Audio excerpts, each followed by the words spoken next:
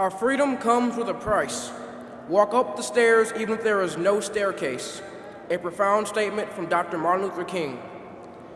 First, giving reverence to God, to my mentor John Graves, my cousin John Myers, my god brothers Judge Prentice Edwards and Ken Coleman, my godfather Keith Johnson, to all my family and friends, and our civil rights father today, the esteemed Reverend Jesse Lewis Jackson, to all of the dignitaries and honorees that are here today, and finally, to all of my fellow youth that are here today. Also, I would like to extend my sincere gratitude to Rainbow Push and Mr. John Graves for allowing me the opportunity to speak before you today. I was asked to speak about 4 great men who took it upon themselves to change the world they lived in and the dream they had that we must keep alive. Mohandas Karamchand Gandhi, better known as Mahatma Gandhi, was born in Gujarat, Western India on October 2, 1869. Hunger strikes, attempts at making peace between the Hindu and Muslim populations, and the Dandi Salt March, which protested the British-imposed salt tax, were all non-violent tactics Mahatma Gandhi used to create freedom and peace in this country. His efforts at gaining independence for India would not be in vain, as in August 1947, India was granted its independence. His birthday is now celebrated in India as Gandhi Jayanti and worldwide as the International Day of Nonviolence. Mahatma Gandhi's peaceful, nonviolent nature would later influence Dr. Martin Luther King Jr., of which today is his birthday. Martin Luther King was born in Atlanta, Georgia on January 15, 1929. He would spend his life trying to end segregation. Like Mahatma Gandhi, Martin Luther King used peaceful demonstrations to end what he saw as oppression. Examples of these demonstrations are the Montgomery bus boycott, the March on Washington, and the Selma voting rights movement.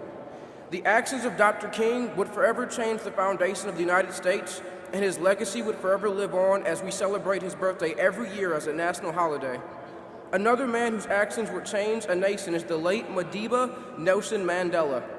Nelson Mandela was born in Mvezo, South Africa on July 18, 1918. He was a revolutionary leader, philanthropist, and former president of South Africa.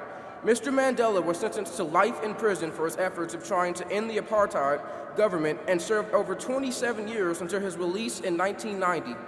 He is credited with helping to end the apartheid, along with establishing multiracial elections and becoming South Africa's first black president. He is highly respected in South Africa, where he is often referred to as the father of the nation, and he is known across the world as a mandate for peace. Finally, the last man I would like to talk about is Reverend Jesse Jackson. He was born in Greenville, South Carolina on October 8, 1941. Reverend Jackson has always been a supporter of civil rights, and his actions have shown this. Reverend Jackson worked with Dr. King in the Southern Christian Leadership Conference and led Operation Breadbasket, which would economically benefit black communities across the nation. He also founded Rainbow Push, which has helped raise awareness on numerous political issues and organized multiple boycotts. The efforts of Reverend Jesse Jackson have truly made a tremendous difference in our country. All 4 of these men had a dream that one day mankind will live in unity and freedom, and people will no longer be judged by the color of their skin, but by the content of their character. Today we have come very close to achieving that dream, but we aren't finished yet. We still have a job to do, and that is to keep the dream alive. Many people have lost sight of that dream. They have become more concerned with the clothes they wear, the type and number of items that they possess, or the amount of followers that they have on Twitter and Instagram. They think that just because there aren't signs hanging on the doors that say whites only, or because Obama is president, that ignorance and hatred no longer exist, and people like Reverend Jackson can pat themselves on the back and hang a banner on the wall that says mission accomplished. Well, those people need to wake up and realize that unfortunately, we still live in a world where people are not receiving their rights as a human simply because of their skin color. We have a job to do, and as long as there are people that are being denied their rights because of ignorance and bigotry, that job will not be finished. We have to do our part and help to keep the dream alive. We as a society need to be willing to stand up for the things we feel are important. There are people that say that the youth of today love to complain but aren't willing to do anything about it. To all the youth that are here today, I say it's up to us as a generation to prove them wrong. Show them that you aren't just the kid that complains about something on Facebook but then forget about it a week later.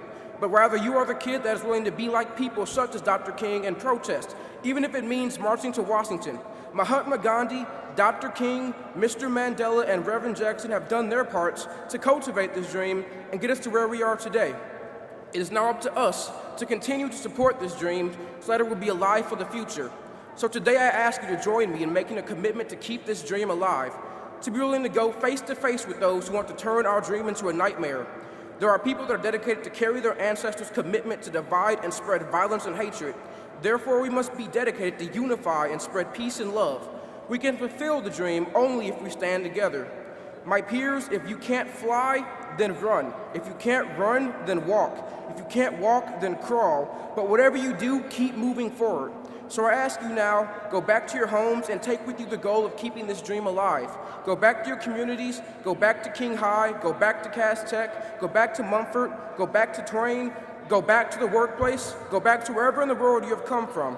Go back and fulfill this promise you have made. The dream is alive, but only if we keep it as such. Thank you.